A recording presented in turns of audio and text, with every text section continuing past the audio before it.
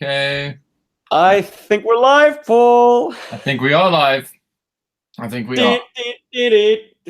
What? You're supposed to join me on the... Dun, dun,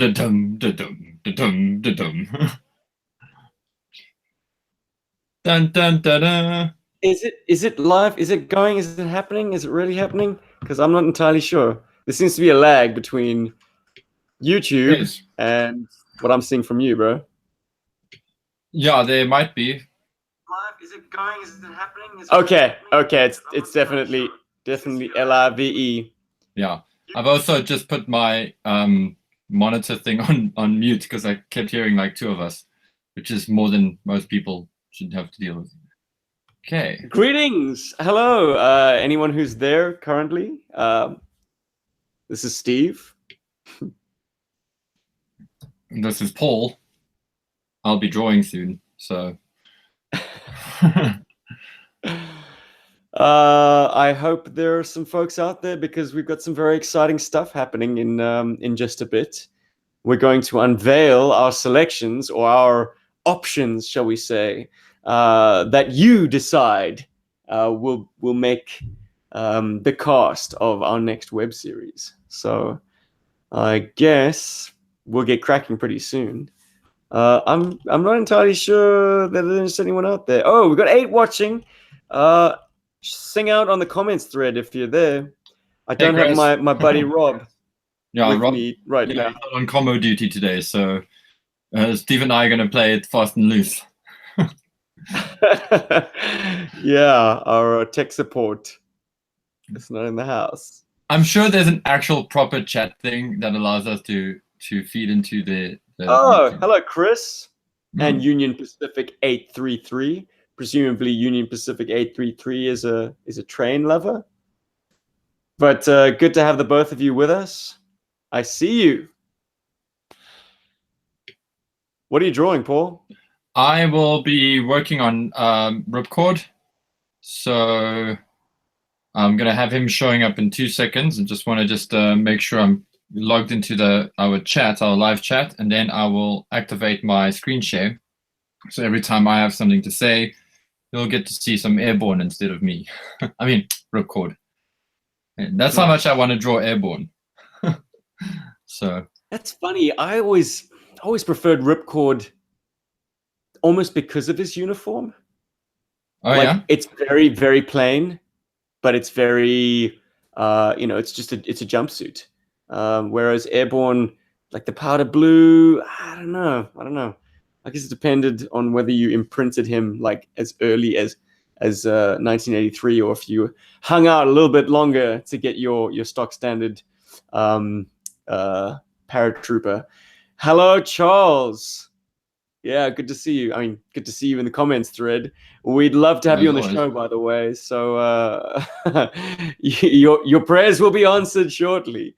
As I say, we just have to think of a killer topic. That's the thing, guys. I mean, like the fireside chat thing is all very fine and well, but you do sometimes have to rack your brain. I mean, 118 standard episodes in, and the podcast is like, well, we've kind of talked about a lot of things that we wanted to talk about. We've ticked a lot of things off our lists. In fact, Paul, didn't you the other day, you were like, oh, we should talk about like inventing new sub-teams. And I was like, we've done that. Yeah. You're like, we've done that, Paul. You're stupid. Go home. Yeah. Hello, Chuck.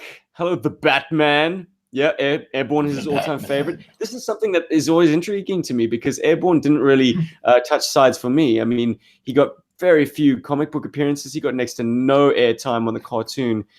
You must just be a fan of the action figure. And the action figure, I suppose it's basic, but it stood out from the rest of the 83 Joes and 82 Joes. Yeah, I mean, certainly when you compare him to those guys, he's quite a bit different, and he's quite unique.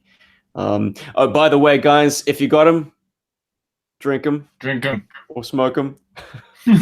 Whatever you got going on. Happy Sunday, everyone. Or if it's candy, eat on Mother's Day this time.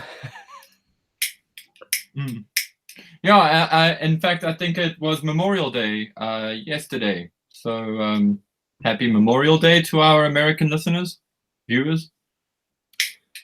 Oh, something I wanted to ask, Paul. Is my audio at least coming through a better microphone? Yeah, you're very sharp. You're loud and clear. Maybe we should ask our listeners. Hey guys, what do you think of the audio? Is Steve coming in okay? Well, the last time I just selected the wrong damn thing. So it was the microphone on the laptop, which is obviously piss poor, and not the microphone I bought for podcasting. Having rum smoothies, Batman. Nice. That's Wow, rum impressive. smoothie. That sounds cool. Yeah, One of the most impressive martial artists and physically perfect men in the entire world, and he's hitting the rum. Good job. I like a rum smoothie. Yes, got a few beers. Well done. Cool. Thank you, Chris. Great. Thanks, guys. Okay, so I'm sure you're all here to find out what kind of adventures G.I. Joe is going to be embarking on in this next web series. I think we're going to Glenfilet. Nice. Glenlivet. Sorry, it's been a long day. Nice, classy, very classy. Okay, I take out my exercise book. This exercise book has been with me since the podcast began, and there are show preps, notes, like lists for days. I mean, wow. It's a real time capsule. But tonight it plays host to this, which I'm sure is completely illegible through this pathetic camera. So I'm going to read it in sequence. Oh, cool. Solo 2 Challenger. Nice, man. I'm glad you're looking forward to it. I'm looking forward to it as well, because I have no idea what's going to happen. This is very exciting, very collaborative, and the fun starts right here. The way I'm going to sort of read this out, and I will then put it onto a spreadsheet or something and distribute it more fully. But for now, it's just going to be read out, and those of you who are perhaps more studious might want to jot it down, but don't worry. Those of you who have managed to contribute to the fund in this past week, I will be contacting you personally with a ballot sheet. Darren, my word, man, that's some dedication. Wow. Kim, my fiance, she was working a night shift at the hospital out in Townsville.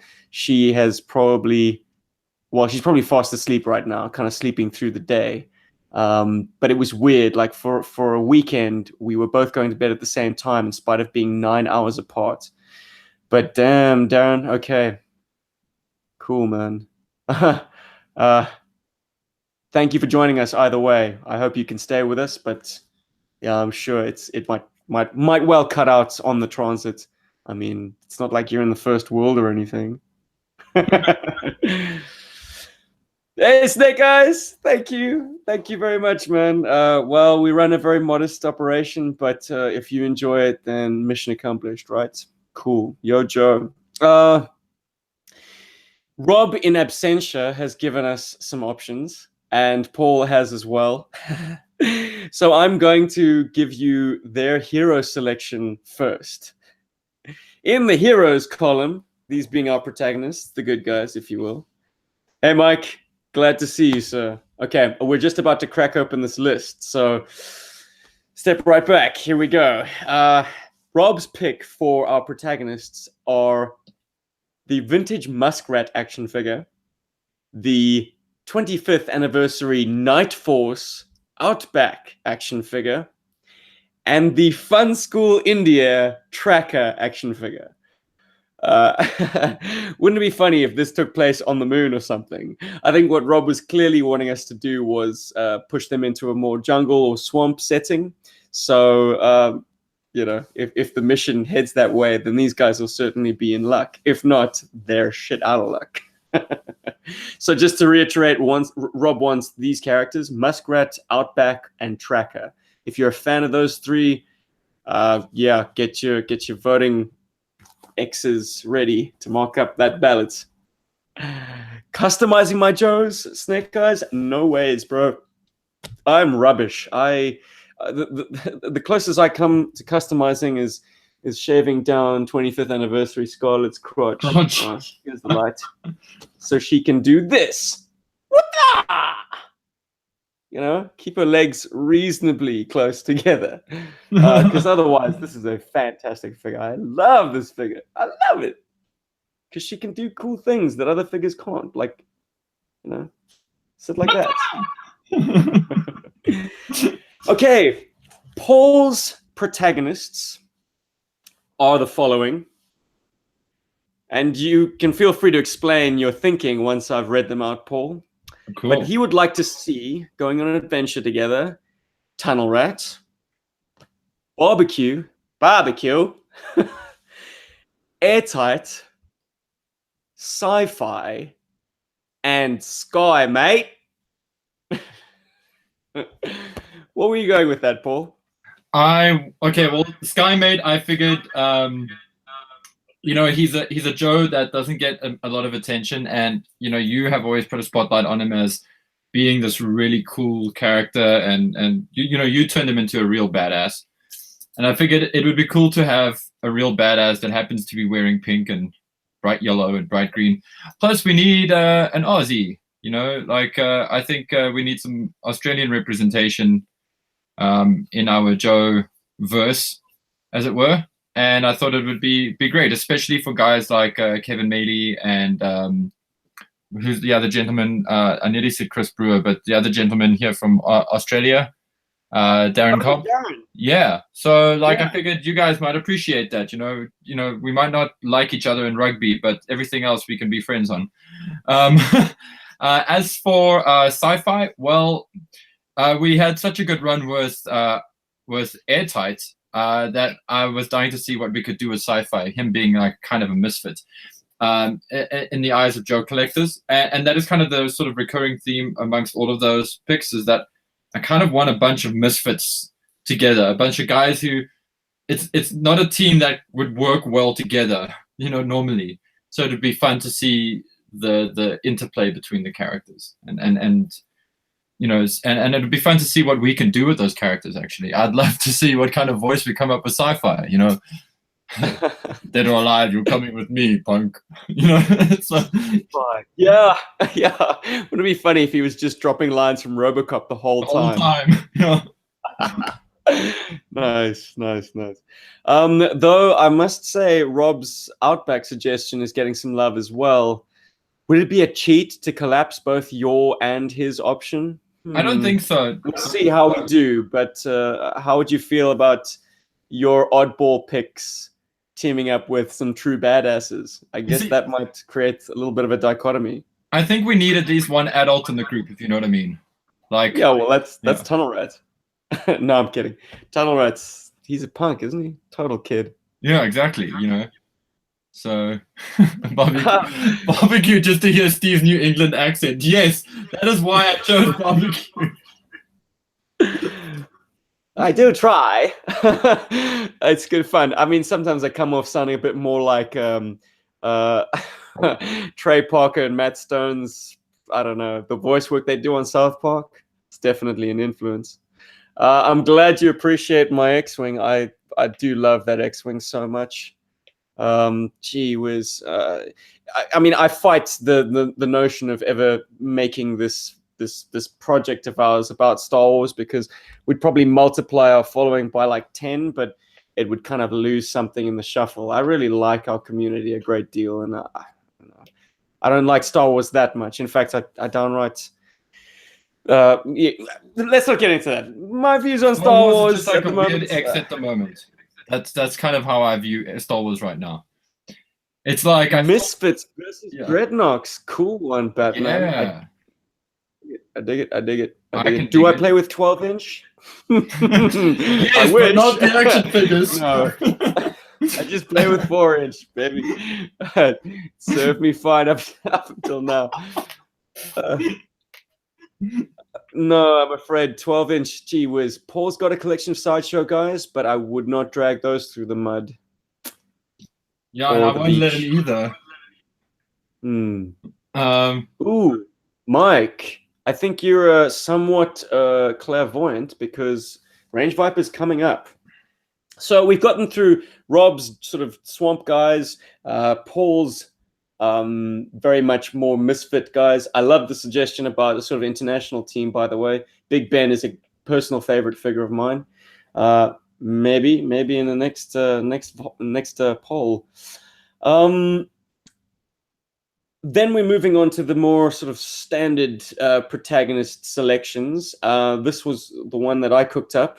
Since Atlantis Factor dealt with 85 and before, I would like to do a web series where we feature Team 86, like those guys specifically, plus, of course, Sergeant Slaughter, just to make up that kind of sunbow chemistry that they had, Leatherneck fighting, infighting with wetsuit, Lowlight being sort of antisocial badass, Iceberg having a rapport with killer whales, and not the hovercraft kind. Mainframe having love affairs with Zorana, 86. I love that. Everyone's gonna perhaps regard them as the second tier animation crowd, but I think there's a lot of fun that can be had with that core cast. And also, we haven't seen them in the Atlantis Factor. They're like, whoa, who are these new guys? So that would be an option. That's our third group of protagonists. Our fourth group of protagonists for you to select from would actually push us into the modern era with a modern era Snake Eyes. This one just for show, but most likely what everyone regards as ultimate Snake Eyes, the one with the extraneous straps that go between his legs for no apparent reason. And his lady love, the one, the only. Yeah, it's Scarlet, baby. Oh. Scarlet and Snake Eyes going on a 2 operative mission. That can be interesting. Once again, getting back to like the silent issue kind of vibe. Just reading the... Oh, Mike's also in for the international team. I might have to add that to the mix. Geez, is it not... I mean, is it bad enough that we're coming at you from South Africa? Now we've got to kind of divorce a real American hero from America even more. Of course, Batman. We can't go wrong with Scarlet and Snake Eyes. Hopefully, I mean, it might make for a very interesting adventure. There were only 1 or 2 people that were like, hang on, was Snake Eyes at all in the Atlantis Factor? And I had to say, no, it was very much a team scenario, and Snake Eyes for me is always going to be a solo operative, either solo operative or working very closely with his close allies who can almost kind of read him without words, that being Scarlet and Storm Shadow. Yes, that one, the one who wears white. I think we're trying... I think we're purposely trying not to put too much of a spotlight on Snake Eyes. I think it's just because he gets so much attention anyway. So we want the other GI Joes to sort of shine a little bit and really have fun with them. But the other problem with Snake Eyes, or not a problem, but something I would like to kind of do with them is have maybe do like a series of Snake Eyes special missions.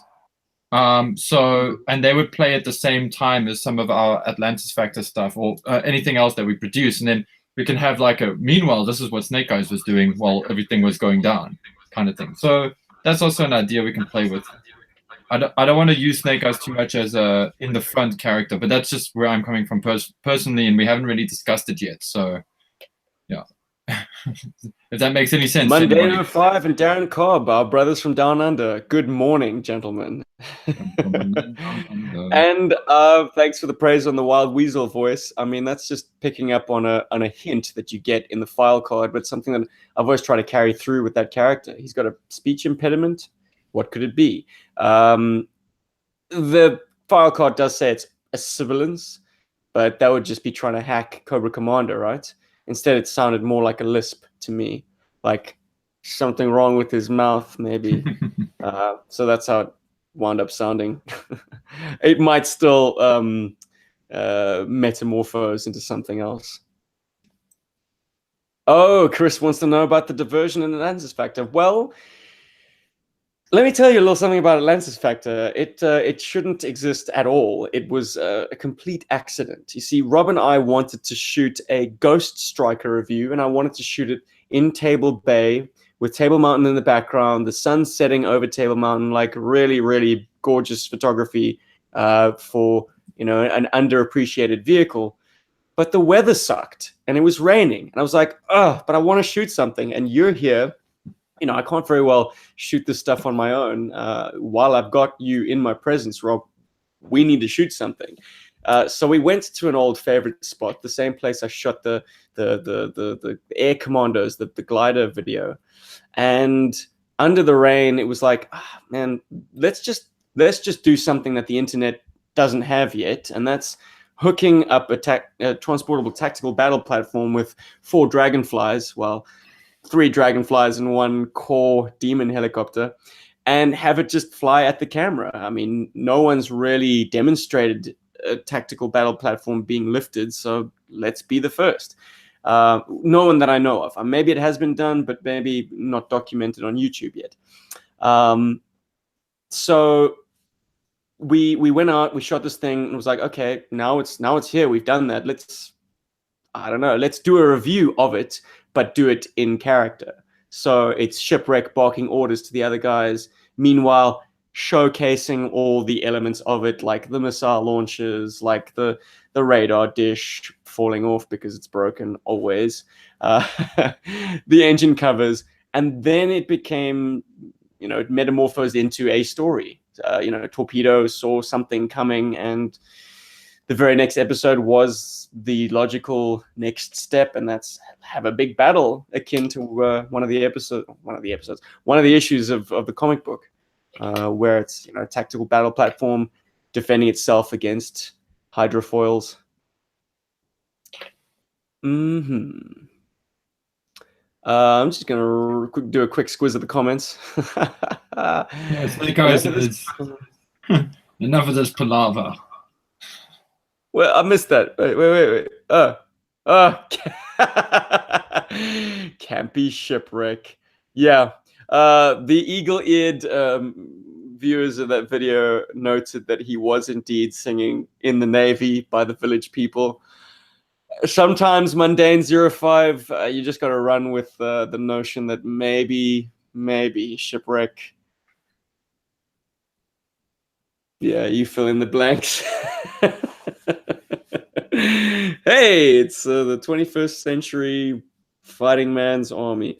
Okay, so we've got Rob's picks, those jungle guys that I listed, that being Muskrat, Outback, and Tracker, Hardcore Boys, and Tracker.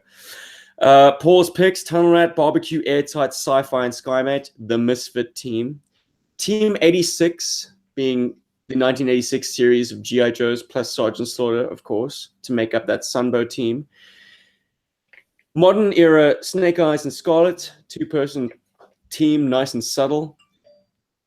We then have, just to rip the roof off on our kind of fantasy, a protagonist team of this guy. Yeah, baby, it's Captain America. Whoops. This guy, Hawkeye. This gal, Paul, go away. It's Black Widow. And this dude, the Falcon. Repeat with psychic link to his Falcon. I don't have Red Wing. Oh, I don't. I'm sorry. Maybe I could have Freedom stand in. It's a kind of Avengers team, but a little bit closer to the street. We've got no Hulk or Thor. These are guys that I think could work well in the G.I. Joe setting. And given their construction, I'd probably accompany them with modern era Joes and maybe vehicles from the Power Team Elite lineup. But we'll get to that later. But if you select these guys as your protagonists, they will be in complement to a G.I. Joe team. So it might be a way of having your cake and eating it and still having cake left over. Add Deadpool in there. Well, hilariously, these guys were on my table. But I don't think I can do an adequate spot on Ryan Reynolds. I just don't have the chops to take that guy. I mean, the scripting on Deadpool 2 was fantastic, as it was on Deadpool. It's just I haven't seen so it good. yet, so no spoilers. Just popping. Troy Smith, I like Shockwave too. Shockwave is my favorite, and if I had my way, it would be a solo Shockwave story all day long. Thanks, guys. Getting a lot of love on the comments thread. I really wish Rob was here to play secretary. And yeah, no, I do think a sort of a more realistic bunch of superheroes. You know, like Widow is Scarlet. If Scarlet had been trained to take down superheroes, or supervillains, I should say, it's just that added level of like superhuman conditioning, training, awareness that there are threats out there that don't just carry Kalashnikovs and hand grenades. Like there are things that can, fly through the air at vast speeds and zap you from outer space with their eye beams. And if you are of the more conservative camp in the G.I. Joe verse, the final option will be to your liking, because it is a blanket option to just keep the next webisode strictly pre-1986 toys. So all the heroes are pre-1986. Of course, you could select a different option for the villains, but if you're that kind of collector and fan, and I definitely am that from time to time, then you can select that right the way through. Heroes, villains, vehicles and equipment. Even the scenarios can be quite true to that original sort of first 3 or 4 years of the toy line's spirit, shall we say. So that's it for our heroes, guys. Oh, Charlie's got shivers. He loves Bullhorn. We'll get to the 90s eventually, man. I kind of want to keep it chronological, kind of. Even though we've got some far out options for this, as we must do, because we want to have some fun with these options, right? Oh, it's coming off. Well, to be fair, Captain America, Black Widow, and Falcon were very different characters in the 80s as well. So if we had to put them into our Joe-verse, we could definitely put that version of them there, instead of having to get very as convoluted as Ultimate Avengers and whatever's. Well, hence I've got their signature looks, their colorful looks. These are the timeless presentations of these characters, as opposed to what we get in the movies, which are very married to a specific era and a specific look and a specific feature film appearance. So yeah, my Romanoff is not. She's not the Scarlett Johansson version, even though I do have that version. Me too, surprisingly. I got it real cheap. Snake Eyes 06. He's pushing the Big Ben angle. I would love to feature him. In fact, he's currently riding on the hammer that is destined for Paul. The hammer. I'm going to battle to let go of that toy.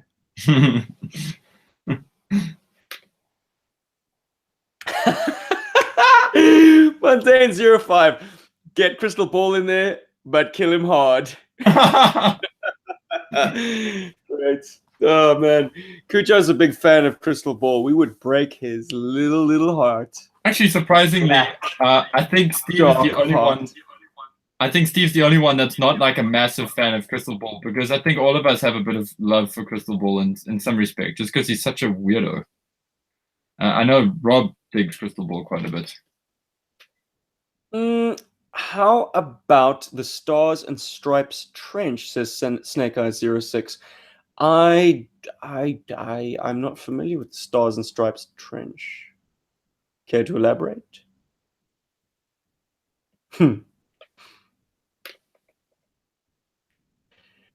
Oh, Charles, good callback. When you see Paul's live art, it makes him feel like he's in an awesome 80s aha video. How great. Those of you who have seen Deadpool 2, how beautiful is that Spoilers, hold on. version of Take On Me? Oh, so nice. I think I shared it on my Facebook the next day. I was like, you're welcome, world. This is so beautiful. This is what I get for being social instead of going to watch that damn movie. Shame.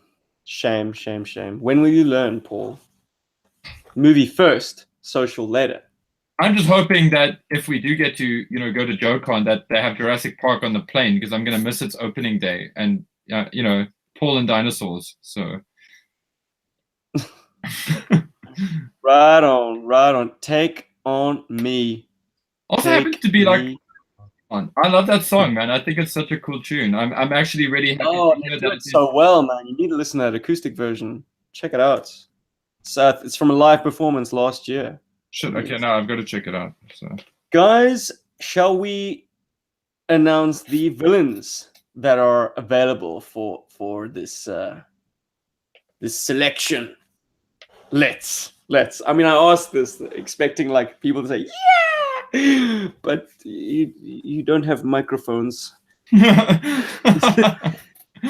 This is not a true conversation. Although I do love the text. I get to read it from time to time. Okay. Top bet. Yeah. Charles agreed. Definitely. Aha. Yeah. Seminal stuff.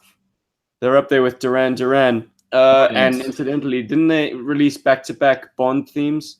They were pretty close. View to a Kill and Living Daylights. Yes, and they're such cool tunes. Does Batman hear crickets? Okay, we're continuing. The villain column.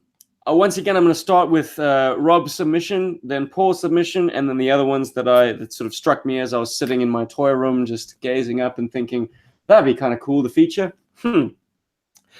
Rob, once again, I think has got like a wilderness approach going on, his theme.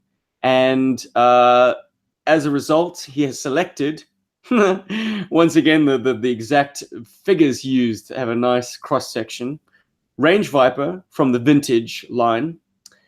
Armored Cobra Commander and Zartan from the 25th anniversary. And Crocmaster from Fun School India. Crocmaster? I think that's pretty self-explanatory. It'll make even more sense when you find out the mission scenario that Rob suggested in our final column. Paul's suggestions. Paul didn't make a suggestion. Oh, Paul. Villains, I did. I got I wanted to have Cobra Commander and Destro, and then a handful of troop builders. So like Cobra Troopers, maybe an Anti-Viper or two, and then sort of the idea was to sort of have them. Okay, Paul, you got to be specific. So I'm going to float this idea to you. Crystal ball. Crystal ball. Alone. How's that? Crystal ball. Yeah, okay. No, you know what? Let's have a team up with Crystal Ball and Raptor, because we have Raptor. I need a pen. Does that mean you have to borrow my crystal ball? I mean, Raptor, whatever. Hold on. No, you can just shoot his footage on your side of the pond, and I will shoot the rest. Wonderful. But okay, it's going on the pad. It's going on the ballots. Paul's submissions for villains are Crystal Ball and Raptor in absentia, basically. Raptor, all his scenes will be just sort of like Cobra Convergence, where we're supposedly having a conversation, but we're like, in different places, but it just cuts shot, reverse shot, shot, reverse shot. Hey, Brian. I actually think we have to add Cobra Commander to that on the telephone, like through a combo channel, like, you idiots, kind of thing. Citizens of the world.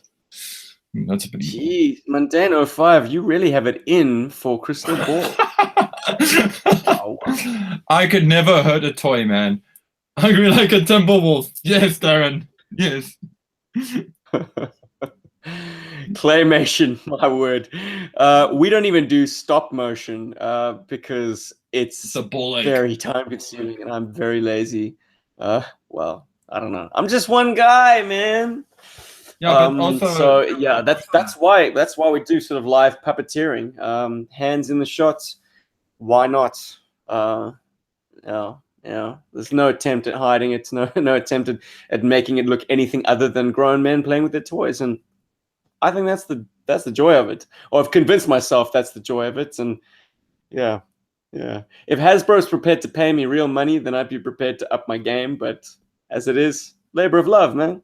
Yeah, we might actually wear gloves. Yeah, from time to time, I suppose. In handling Defiant against black backdrops, yeah. Black gloves are a good idea. Snake Eyes 06, it's not working.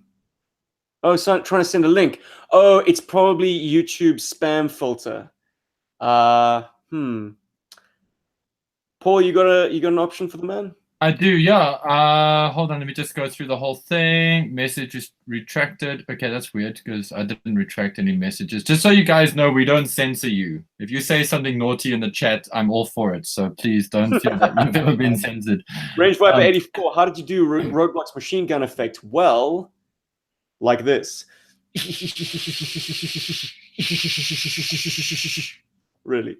That's my impression of a 50 cal. Here's my impression of a 30mm jawbreaker rattler gun.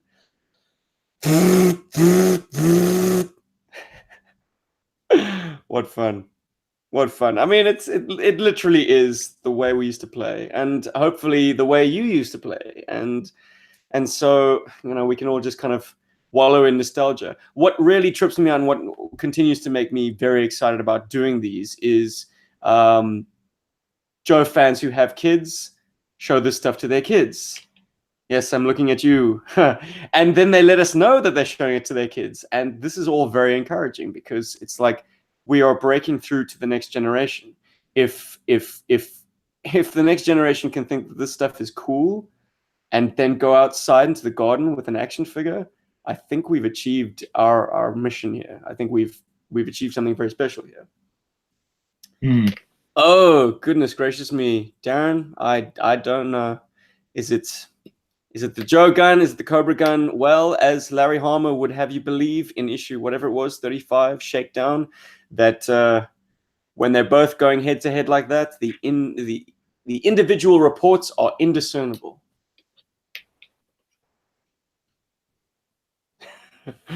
That's silenced Paul. We're continuing with our villain selection. Rob had the sort of jungle guys plus armored Cobra Commander. So that's Range Viper, armored Cobra Commander, Zartan, and Crocmaster. Paul had Raptor and Crystal Ball, these sort of freak shows of 87. Hell, you almost might as well put in Big Burr and Crocmaster. No. No. Okay. Fine. I tried. But... They're their own kind of cool. They need their own thing. They're the Rocksteady and Bebop of the Joes, of Cobra. So, thanks, Darren. Okay. The next set of villains, it's quite all-encompassing because I have a lot of these. So it could essentially be an army, a private army unto itself. But I went with the core. G.I. Joe versus the core. Come on. We all did it. It has to happen one day, if not in this webisode, one in the future. But those guys are just like, some of them are really G.I. Joe light. I mean, there is a Spirit equivalent. There is most certainly a Wild Bill equivalent. They're a bunch of weirdos. But even just the bog standard guys and their equipments. I mean, I've got tanks from the core. I've got their helicopter. I've got their patrol boat. I've got a bunch of core toys just itching for expression. In fact, I've also got core astronauts. So if this adventure does wind up going to space, I've got all those like white-suited Space Force guys and their teensy little like pathetic nod to the Defiant.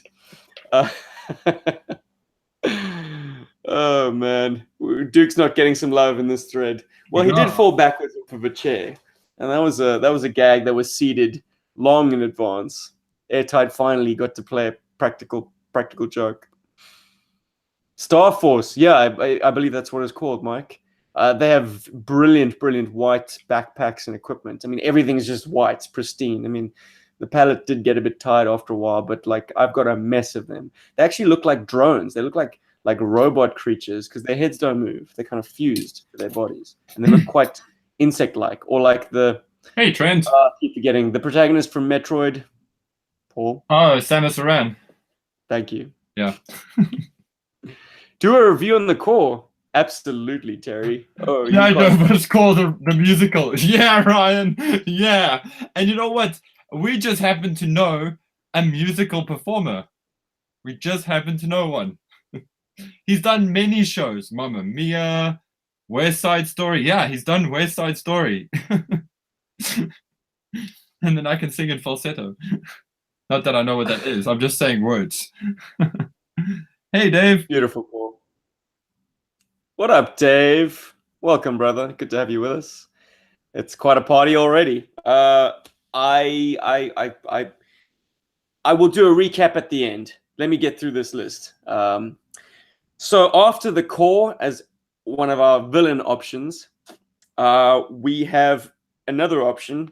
This being our far out option. This is our outlier, just like we had Marvel Universe characters in the protagonists column. In the evildoers column, it had to go this way. We had to have Megatron and the Decepticons. The version I haven't settled on just yet. Could it be this clunker? Could it be? Oh yes, please. This beast. Oh, I am Megatron. Yeah, man. I mean, I've got enough M1 Abrams tanks for him to look very, very jazzy next to. Humans. Or could it be this monstrosity? I certainly hope not, because with disco lights. He's a bitch to transform. Let me tell you. Yeah, he is. But he's very shiny in this light. My word. Or is it just my crappy camera? It's a bit of both. It's HDR, dude. It's high definition. Woo, woo, woo. But Megatron brings his gang with him, and I'm sure something like this, like having what's the name? Skywarp. Goodness gracious me, I almost forgot. Skywarp going head to head with like a Conquest. That's something I would love to see. Although it might be a Ghost Striker, I don't know. An F-15 pretty much pwns everything other than an F-18, if I'm not mistaken. I don't know. This is a very, very good jet. Or at least was. So that rounds out our almost rounds out our villain selection. As with the heroes, we've got the conservative option, which is everything pre-86. So all our bad guys will be pre-1986. I'm trying to think of who we didn't really cover in the first Atlantis Factor. I suppose it would be the twins. It would be Storm Shadow. He could make an appearance. Yeah, definitely G2 Megatron is a good pick over G1, and far more far easier to integrate into a G.I. Joe kind of world, as Mr. Harmer did back in the 90s. Yes. So yeah, as I said, just as with the heroes, the villains could be a selection from pre-1986. So a classic approach for those of you guys who don't like us mucking around in all this fantastical shit. Oh, Dave, Dreadnoks, damn. You know what? Well, I'll think about it. To do the Dreadnoks right. Yeah, gee whiz. Oh man, you got me tossing it up around in my head. Look, I will say at this point that these selections doesn't preclude other things from finding their way in. It's not like a case of like, oh, so this is what everyone chose. and that's all we're going to shoot, and that's all we're going to have the adventure set around. These are just the kind of the core players, and so we could definitely build the Dreadnoks into a story that fits their kind of MO, if you know what I mean. So they definitely are not out of the runnings. They're just not votable options in this round. Okay. Shall we? Wonder Woman and Batgirl.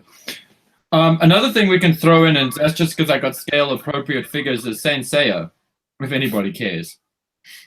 I've got G.I. Joe sized Saint Seiya figures. So, no takers? Okay.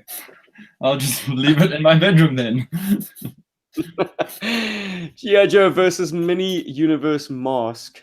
Ah, man, Batman. Look, another thing that I need to just say at the outset is I would love to be in a position to take requests. I just don't have the depth of collection to do that. And it might become an exercise in frustration where, you know, you have very excited people saying, oh, we'd love to see this in an adventure, but then I have to shoot them down by saying, well, don't have the toys. So yeah, unfortunately, this is the only way we can do this, is I make suggestions and you guys make selections out of those suggestions. Will this be a 5-part series?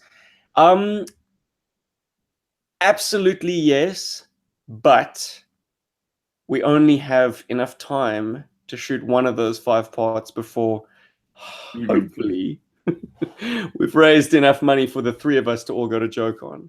Right now, we've passed the $5,000 mark. It's incredible. I never expected us to get anywhere near this. So 2 of us are comfortably, definitely going to be there. As I say, I mean, we need to make our goal in order to make that final payment on the 3rd flight. But we're well on our way, and it's thanks to you guys, and it's amazing. And that's enough gushing. I don't do it well, but like basically, this is an absolute fairy tale in terms of what the community that rally around this channel and other channels like it have been able to do for us. You know, every little chunk helps, and that's why we want to offer these votes, or voting rights, voting eligibility at the $5 price point. $5 donation amount, because you know it's a cheeseburger at the end of the day, and it helps. It helps us enormously, because that's one cheeseburger closer to JoeCon, baby. You gonna say something, Paul? Oh, I was just agreeing with you on the cheeseburger thing. Oh yeah. I'm also just replying to somebody's question on Saint Seiya, but I see I've gone 3 characters over. And it's weird. So Greek mythology, and I'll just leave it at that. So if you guys are ever keen on if you guys want to know what Saint Seiya is, just, you know, because I have had a question. It's an old school anime. It's a very, very good anime and a very popular anime, especially in Japan, China, and in Spanish-speaking countries and territories. It's really big in Brazil as well, and Portuguese-speaking countries as well, and in France. And it just deals with characters who lend their powers from the zodiac. So, and that's like our zodiac, not the Chinese zodiac or anything, but they do expand on that, and it also leans in and out of different mythologies, Greek mythology, Norse mythology. It's overpowered. It's got a very cool story. It's totally old school. If you like old school anime, then go check it out by all means. The American name was Knights of the Zodiac, but that was heavily censored. And yeah, and it's got a fantastic toy line to boot. So yeah.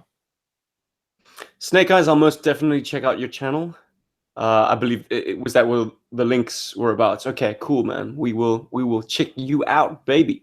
And as far as a Star Wars G.I. Joe crossover is concerned, I'm working on a crossover of my own. Just imagine if Luke Skywalker got the gauntlets. Oh, what a different world we'd be in now. Kathleen Kennedy. Oh, gosh. Featured vehicles.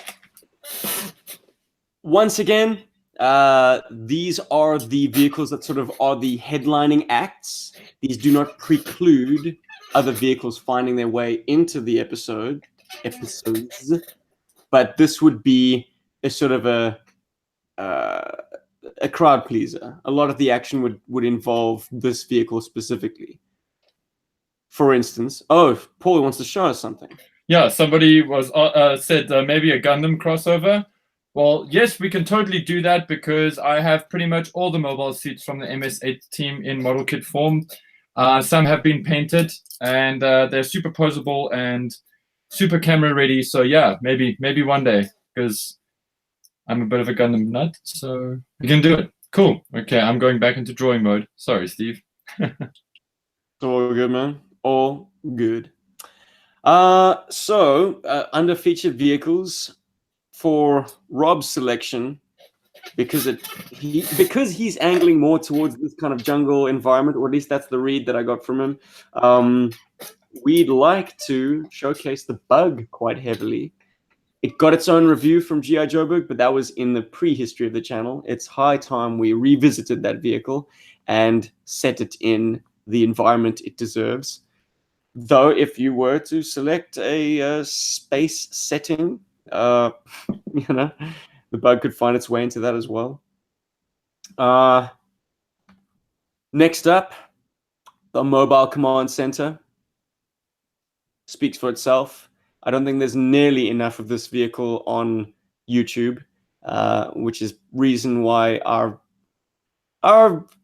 comprehensive but rather shoddily done MCC video. Jeez, I'm very self-effacing, but that's just me.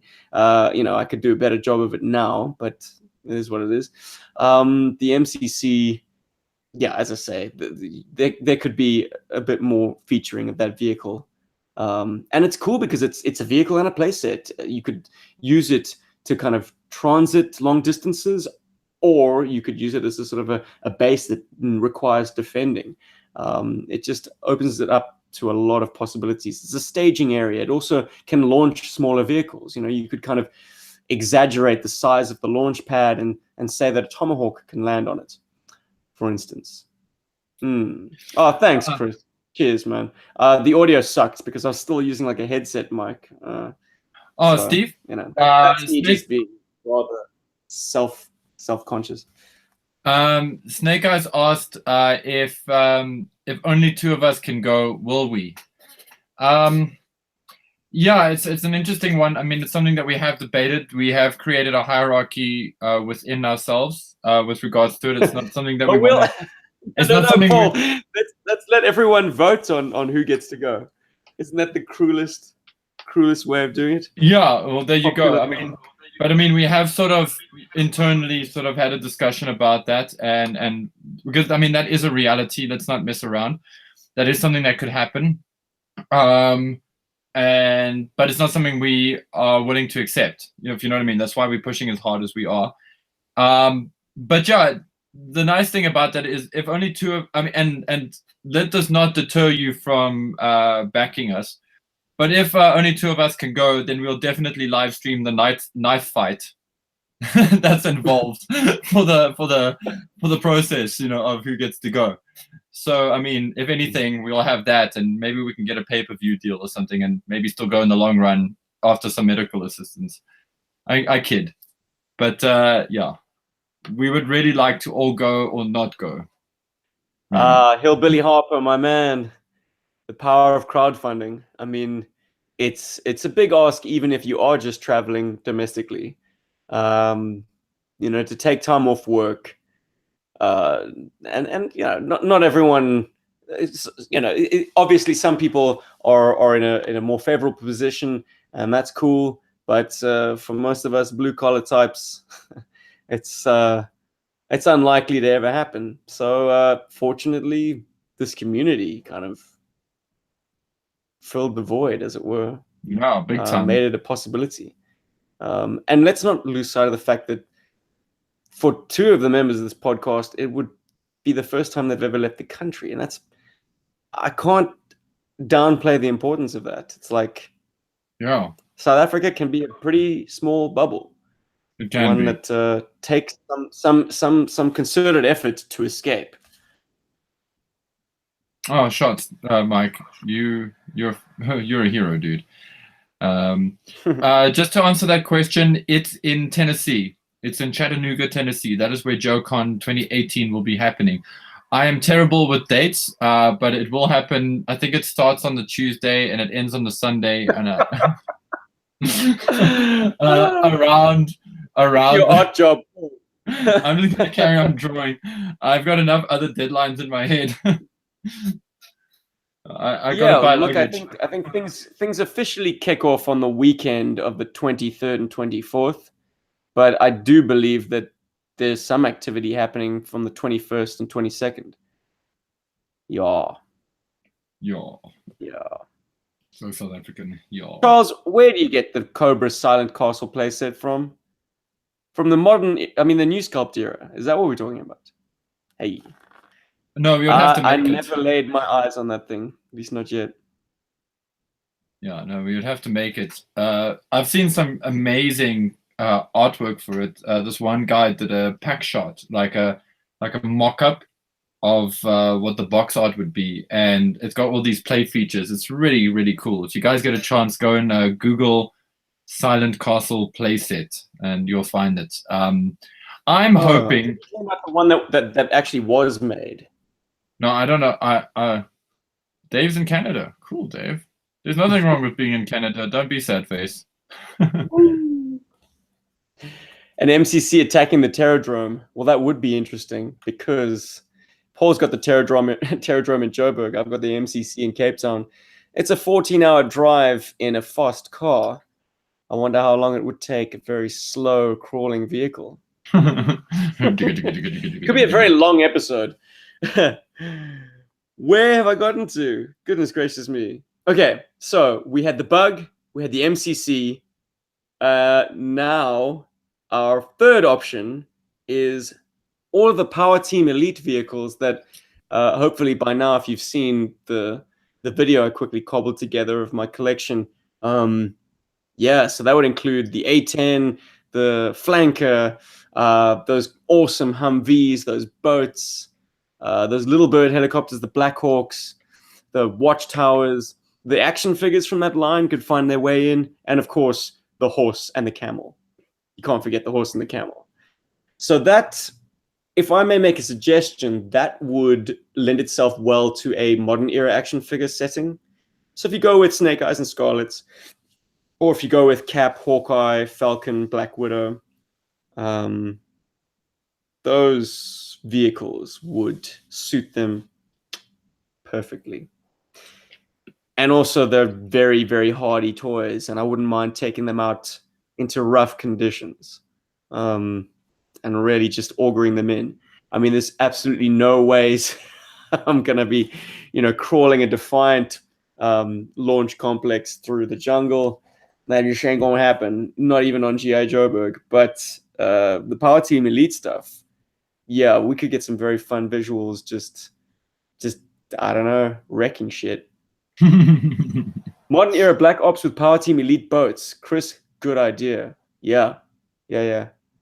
Oh, those cool seal boats. Yep.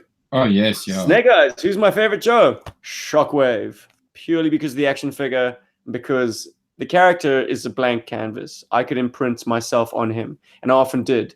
I used to take Eco Warriors Flint's head, pop it on Shockwave's body, and he was just super cool. Nice. What's the choice? What's the fun of making choices that go well together? Well, exactly. That's the beauty. All it takes is a couple of loose cannons like you, 71 Solo 2 Challenger, to completely upend this entire rubric. And I certainly hope I will be contacting you in the next few days. I hope you've given us $5, please. Because that gets you in, baby. They're rich enough. The fourth option, and I am somewhat hesitant when I make this option because, I just said, yeah, I'm not going to push it around through the jungle, but I'm putting the Defiant launch complex into the pool. If you want to vote for that, it would probably shift the action to space a lot. So if space ain't your thing, Star Brigade ain't your thing, maybe don't select that.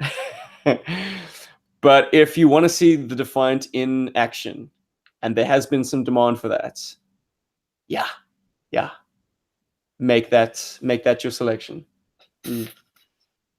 As I say, there will be plenty of other terrestrial action happening, but we would like to feature the Defiant doing what the Defiant does best, which is, some serious zero-G maneuvers, doing things in a semi-realistic way. We're not going to do Star Wars space battles. It's just not practicable. But like, expect some sort of terse situations playing out in very cramped spaces, and shooting in the interiors of the booster section is just so much fun. Like, that is a magnificent toy. It can't be said enough.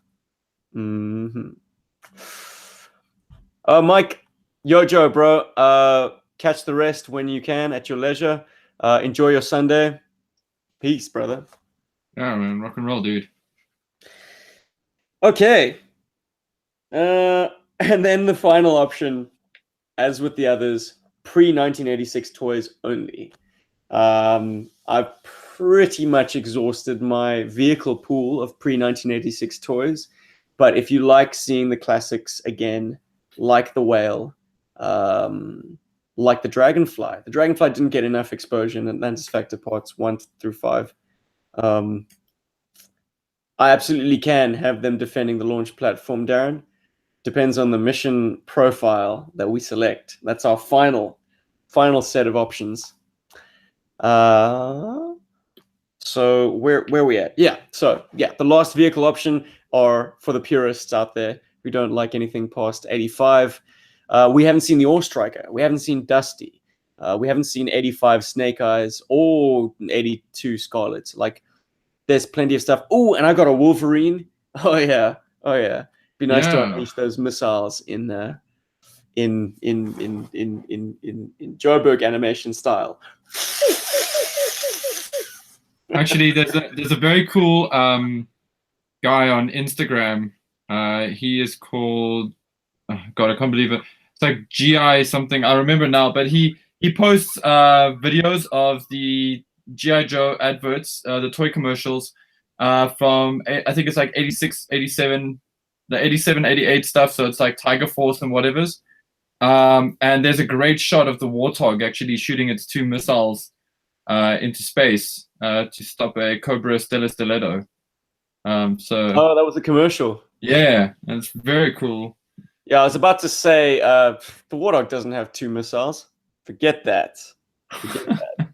It does. It does have missiles. Don't be a missile denier. Take it off. Take it off. It never happened.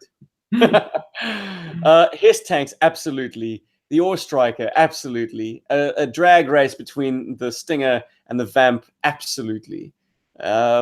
These are great things that could happen if the purists win. Which could happen, and I'm perfectly happy with that, because I'm absolutely OCD about mixing stuff up myself, to be honest. It's going to be tough.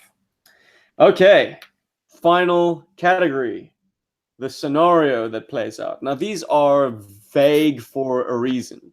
It's to give us a kind of escape clause if, like, the equipment and characters don't really suggest it. But therein lies, it's vague, but it's also very evocative. You'll see what I mean when I read them out. Scenario 1, Rob's. It'll be hilarious if this one gets selected, but not any of his other selections. Oh gosh. So in his scenario, Cobra Commander wants to test out his new armor. That's all you get. Second scenario, rescue mission. Straight up rescue mission. Something a little bit more altruistic than just like all-out mayhem.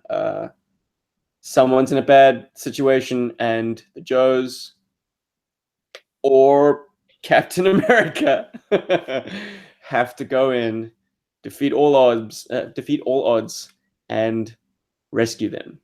Him, them, her, it, whatever. To be decided. But yeah, if you'd like to see whatever characters you've selected and vehicles you've selected be dedicated on a mission of mercy, that's your option. Particularly would work well with Team 86. I'm just saying, I mean, you've got Lightfoot. You've got Lifeline in the mix. It would be nice to have him front and center, leading the team in a mission that is his specialty specifically. The rest are just gun-toting support personnel. It's him going in there and saving some lives. On the line. We can make it like Storm Shadow archery contest. That could totally happen. That I've set this up. You will never beat me at archery. Added incentive. If you select the Storm Shadow option, it will be voiced by Paul. I am the ultimate ninja. Carry on. The third mission profile or scenario, a high-value target capture or elimination.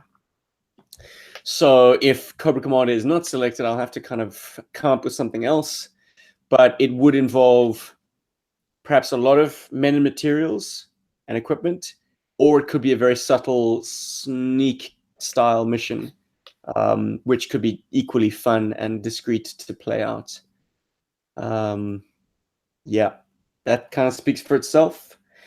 The fourth option, is a exfiltration option, which would probably be more of an intelligence gathering mission.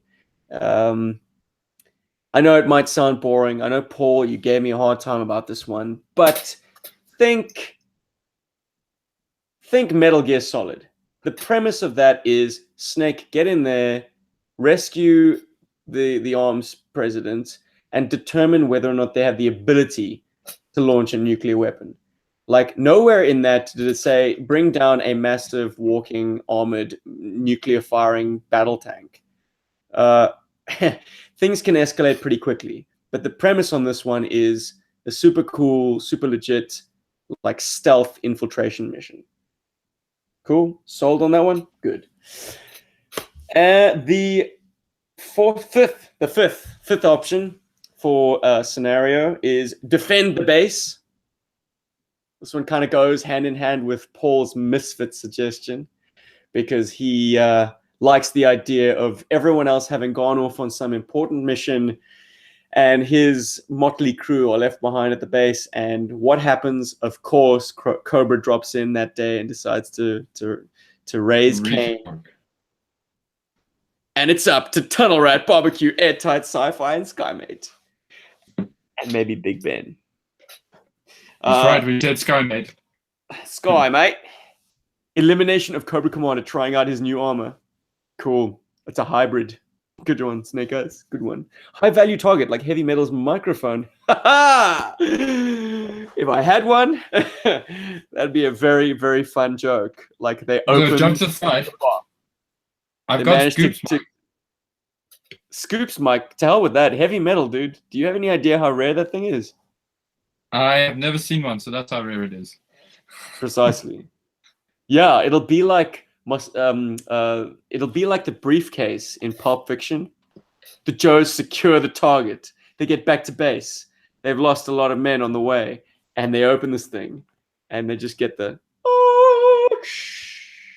Marcellus Wallace's soul, or whatever it is in there. Yeah. I'm loving what I see, guys. Rescue can't be shipwreck. Have him be the princess. Right. Oh god. The final scenario. I just simply wrote all-out war. So I think since the Joes were very much on the defensive with Atlantis Factor, this time I think they kick some butts. Your protagonists and your antagonists are just going to go head to head in a massive conflict.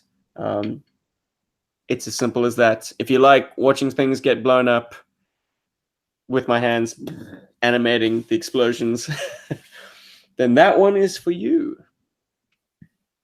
And I think that brings our options to a close. I could reiterate them, or I could just type it up. But very quickly, okay, if you are standing by with pen and pad and you're like, oh, I'm going to quickly write these all down, get ready, because here we go in 5, 4, 3, 2, 1. Heroes. Muskrat, the vintage version. Outback, 25th anniversary Night Force version. And Tracker, Fun School version. That's option 1. Option 2, Team 1986. That being the toys released that year, plus Sergeant Savage. Option 3, Modern Era Snake Eyes and Modern Era Scarlet. Option 4, Captain America, Hawkeye, Falcon, and Black Widow. Option 5, pre-1986 toys only. Option 6, Tunnel Rat, Barbecue, Airtight, Skymate, and Sci-Fi. Moving to our villains. Option 1, Range Viper from the vintage line. Armored Cobra Commander and Zartan from the 25th anniversary, and Crocmaster from Fun School. Option 2, The Core. Option 3, Modern Era Cobra Commander and Storm Shadow. Option 4, Megatron and the Decepticons. Option 5, pre-1986 toys only. Featured vehicles. Option number 1, the Cobra Bug. Option number 2, the Mobile Command Center. Option number 3, Power Team Elite. Option number 4, the Defiant Launch Complex. And option number 5, pre-1996 toys only. These scenarios. Option number 1, Cobra Commander wants to test out his new armor. Option number 2, a rescue mission. Option number 3, high-value target capture or elimination. Option number 4, infiltration, exfiltration, intelligence gathering. Option number 5, all-out war. Let me try that again. I suddenly got confused whether it was 5 or 6. Option number 5 is all-out war. And option number 6, defend the base. All-out war or defend the base. Dave wants to see the Tomahawk. Well, Dave, what might wind up happening is if Team 86 gets selected, the Tomahawk will have to be their chariot. I can't see them riding anything else into battle, to be honest. And yeah, absolutely, the Core is a knockoff G.I. Joe, but they are somewhat more sinister, I think, because they're knockoffs, because they've got freaky proportions and stuff. I don't know. I just think it could be a very cool antagonist to G.I. Joe, because who knows what their interests are. They're not really aligned to any kind of national identity. They're not like G.I. Joe. Ultimately, G.I. Joe answered to the American government. Who are the Core? Who are these charlatans? It's like those episodes of the cartoon where a third faction emerged and suddenly started showing G.I. Joe up. And everyone in the media embraced them. But it was really just a Cobra ploy. And these were kind of glory hounds to try and turn public opinion away from G.I. Joe. And yeah, we see your Rex, Paul. It's sexy. Hey guys, yeah, if you guys want to see my Rex, you guys are talking Metal Gear and sorry, the link between, so I'm just letting everybody know we've got a big Rex for that episode if need be. So, and it's big. It's a big toy. So Terry, did you find anything you want? He just got back from checking out G.I. Joe's on eBay. Have a good one, dude. Sorry. I don't have everything mundane. Paul has some very, very, very choice picks, I'd say. He's got some good toys. Surprisingly. As we all do. Yeah. Yeah. What intrigues me most, though, Paul, like, we align on G.I. Joe and not much else. Yeah. Like, you've never had a Star Wars collection, and I most certainly have never had a Saint Seiya collection. Well, I've had a Star Wars collection, but it was never the action figures. It was always like the action fleet stuff. And because I was always very interested in the vehicles in Star Wars. More, I want to say more so than the characters. It's just that when you go to all the toy shops and they don't have Boba Fett, and you can only pick up like Han Solo and Leia and Bosch disguise, and that's kind of where you stick. You know, it's like for me it was like, yeah, I got Luke, I got Han Solo, I've got Leia in Bosch disguise. I can't find Chewbacca, I can't find Darth Vader, I can't find Boba Fett, and stormtroopers are like as rare as duck's teeth back in those days. So I was like, cool, I got a whole Star Wars collection. Woohoo! You know, moving right along. So yeah.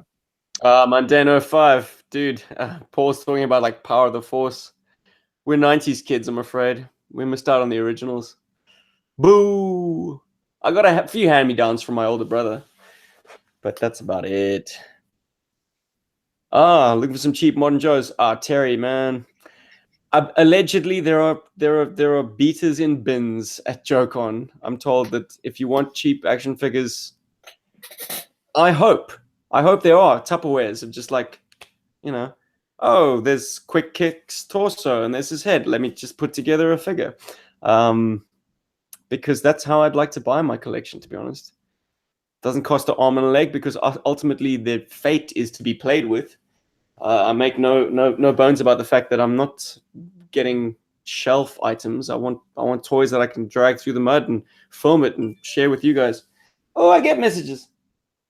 Nice. Pablo's watching. Hello, Pablo. So yeah, so I'm looking to also pick up some cheap Joes, definitely. Yeah. Guys, I think that concludes the business side of this live stream. Just a reminder, if you are joining us and you're not sure how to become eligible for a vote, well, this is still a fundraising attempt. It's only going to cost you $5, and if you contribute to the fund, I'm going to extend the deadline, but not by much because we have to be fair to guys who got in early. We are going to accept donations for this vote up until Wednesday, and that will be Wednesday as the stroke of midnight hits the west coast of the United States. So it'll be well into Thursday for Sapphirs and close to Friday for Aussies, but that is the new deadline. I think that's probably the fairest for this live stream to go out, give people a chance to actually watch it, see if their options are cool enough to warrant them getting in on the action. But for those of you guys who have contributed $5 or more in this past week, you are definitely going to carry a vote in each of these categories, and you will shape the future of this webisode series. Where do we send a donation? Oh, Dave, sorry, man. I think the link is in the description, but I don't think it's showing up as a hyperlink. Yeah, it will be. It's on the actual video. It's on the top right. I think it is. I think it should be. It should be there. Oh, and it does actually. It does give me a hyperlink. Yeah. In the description as well. So, Dave, if you would be so kind as to throw some bones at us, we would love to make it happen, man. We can get you a ballot this week sometime once all the money is in. Yeah, man. Cool. Thank you. As I say, it's what Rob would call an ephemeral reward. You know, it's kind of like we're gonna do this anyway, but if you give us a little chunk of change, you can have a say in what we do, and make sure that your pick rises to the top of the pile. That said, I don't think. In fact, no, let me not be uncertain about this. If you do want to contribute more, awesome, but we will only let you carry one vote in each category, just because, I mean, we've had some incredible backers who basically they could single-handedly decide the fate if we were to portion it out. You know, if we were to say, oh, $5 gets you a vote. So if you gave us $100, you get 20 votes. We're not going to do that. But everyone who does vote, everyone who does contribute will get a vote in each of the categories, and that way it's all square, all fair. Everyone carries a vote, and we can find out what happens, man. So throw some money at us, please. Every cheeseburger gets us one cheeseburger closer to JoeCon. Damn right. Ryan, I saw you, bro. While that was before we announced this, I think it's you are more than welcome, man. You can carry a vote with pleasure. I mean, the timeline is so tight. In fact, there are a few people that I will approach, people who contributed, in the period after Atlantis Factor Part 3 was released. Atlantis Factor Part 5 was released, and the announcement of this new venture of ours. Yeah, man. Cool. I hope that answers any lingering questions that there might be. Paul, any business you'd like to conclude before we bid everyone a good Sunday? I am very busy on everybody's commissions. We having some talks within the team regarding possibly a live stream toy auction, a live stream art auction. So if you guys are keen on that kind of thing, let us know. I know somebody had mentioned it before, and I'm totally down with doing it. So I could like we could do a live stream. I could do an artwork, and as we're chatting, the bidding can start as I'm talking, or as we're chatting, and then by the time the live stream is over, whoever wins gets the artwork. Cool, and then that money goes towards our trip. So that is something that we're sort of considering if anybody's keen on that. Don't know if it's but yeah, that would be about the only business I can think of. I'm super excited to see some of your animals. So yeah. And I would like to conclude by saying that I am going to drop a new video in a couple of minutes time after I hang this up. I just have to do 1 or 2 tweaks, but it should be up within the hour. And in that video, I put the USS flag in the pool. What? Okay. Well, not quite. But watch it anyways. You have been forewarned. Hell, if G.I. Joburg doesn't do it, someone needs to do it, and soon. We've all been haunted by that picture of that kid in the pool with his flag, who I'm convinced he's supporting because that flag would roll. I mean, it doesn't look like there's enough buoyant material underneath it. But yeah, there is a guy on Instagram. Watch my video. There's a guy on Instagram that was actually friends with that dude and actually told the whole story there. And apparently it is. It's on top of polystyrene or something. They've actually got polystyrene at the bottom, apparently, to support it. That was how they did it. You can't see it, but it's there. So that was to help keep it buoyant. It's so I don't easy. know. I don't know. I don't know. I did it this afternoon.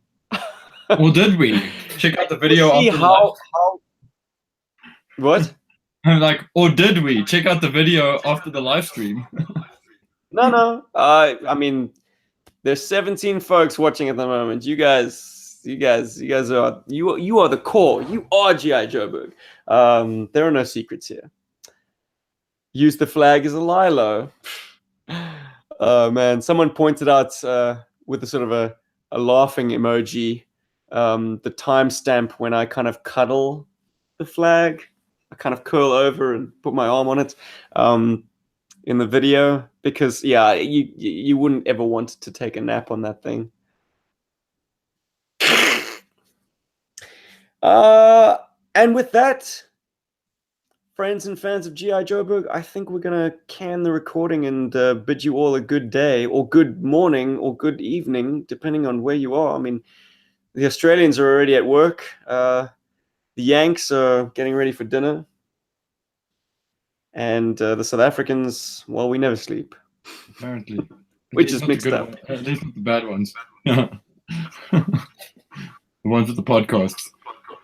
Mm. Mm. Ciao, everybody. And yo, Joe. Berg. Yeah.